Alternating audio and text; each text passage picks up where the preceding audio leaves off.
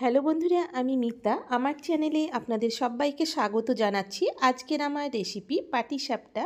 পাটিসাপটা বানানোর জন্য প্রথমে ব্যাটার বানিয়ে নেব। ব্যাটার বানানোর জন্য এখানে 1 বাটি চালের গুঁড়ো নিলাম। যে বাটিতে আমি চালের গুঁড়ো নিয়েছি সেই বাটিরই হাফ বাটি ময়দা নিলাম। আর যতটা ময়দা নিয়েছি তার হাফ পরিমাণ সুজি নিলাম। এখানে একই রকম কাপ কিংবা বাটিতে করে ময়দা নেবেন, তাহলে ব্যাটারের পরিমাণটা একদম পারফেক্ট হবে। এরপর ওই বাটিরই আমি হাফ বাটি চিনি নিলাম। চিনিটা প্রথমে গুঁড়ো করে নেব। আর ব্যাটার বানানোর সময় এখানে বেশি মিষ্টি দেবেন না, তাহলে ব্যাটারটা ভেঙে যাবে। হাফ চামচ লবণ দিলাম। এরপর শুকনো উপকরণ মিশিয়ে নিয়েছি। এরপর দুধ দিয়ে একটা পাতলা ব্যাটার বানিয়ে নেব। এখানে দুধটা একসঙ্গে দেব না, আমি অল্প অল্প করে দুধ দিয়ে একটা ব্যাটার বানিয়ে নেব। এখানে আমি যে পরিমাপে চালের গুঁড়ো, ময়দা এবং সুজি নিলাম, আপনারা ঠিক এইভাবে কাপে কিংবা বাটিতে করে পাটিসাপটার জন্য ব্যাটারটা বানিয়ে নেবেন, তাহলে ব্যাটারটা একদম পারফেক্ট হবে। পাটিসাপটা বানানোর সময় অনেক সময় আছে ভেঙে যায়, তাহলে আর ভাঙবে না। দেখুন, অল্প অল্প দুধ দিয়ে এখানে আমি একটা পাতলা ঘনত্বের ব্যাটার বানিয়ে নেব। ব্যাটারটা এমনভাবে বানাতে হবে যেন কোনো দলা না পেকে থাকে। দেখুন একটা পাতলা ব্যাটার বানিয়ে নিলাম। তারপর কমপক্ষে 2 থেকে 3 ঘন্টা ঢাকা দিয়ে রাখবো, তাহলে চালের গুঁড়ো এবং সুজিতে অনেকটাই দুধ টেনে ঘন হয়ে যাবে। পাটিসাপটা পুর বানানোর জন্য এখানে আমি 200 গ্রাম পনির নিয়েছি, 1 বাটি নারকেল কোড়া এবং খেজুরের গুড় দিয়ে আমি আজকে পাটিসাপটাটা বানাবো। আপনারা তো নারকেলের পুর দিয়ে অনেক পাটিসাপটা খেয়েছেন, কিন্তু নারকেল এবং পনির দিয়ে একবার পুর বানিয়ে পাটিসাপটা বানিয়ে দেখবেন, খুব ভালো লাগবে খেতে। এরপর পনির হাত দিয়ে ভেঙে নিয়ে নারকেল এবং গুড় দিয়ে ভালো করে হাত দিয়ে চটকে মেখে নেব।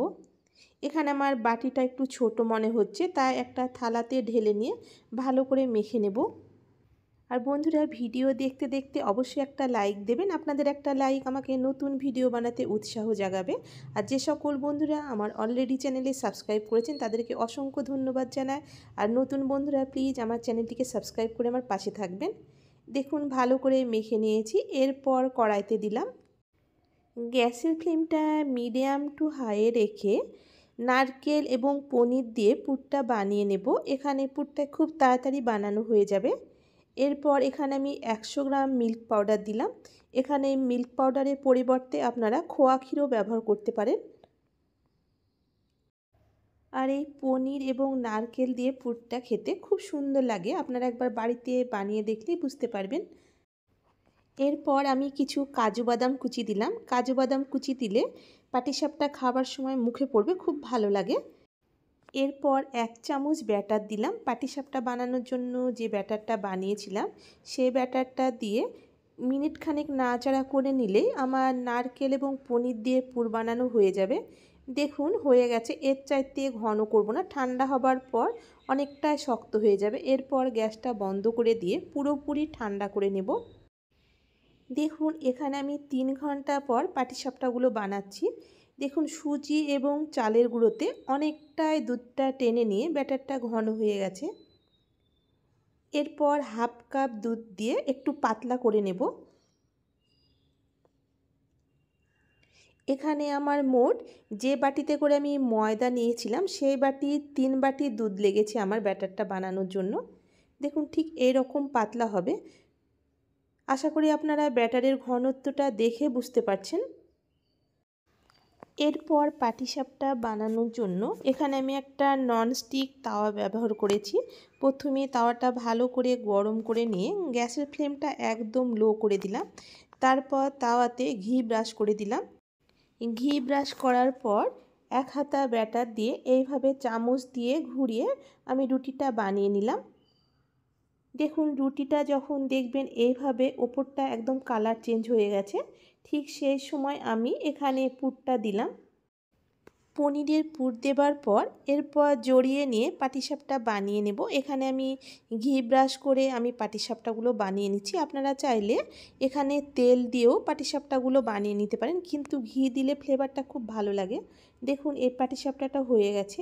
একই রকমভাবে গ্যাসের ফ্লেমটা লো রেখে বাকি পাটিসাপটা বানিয়ে নেব। এখানে একটা পাটিসাপটা বানাতে 1 মিনিট থেকে 1.5 মিনিট সময় লাগবে। পাটিসাপটা খুব সুন্দরভাবে বানানো হয়ে যাবে।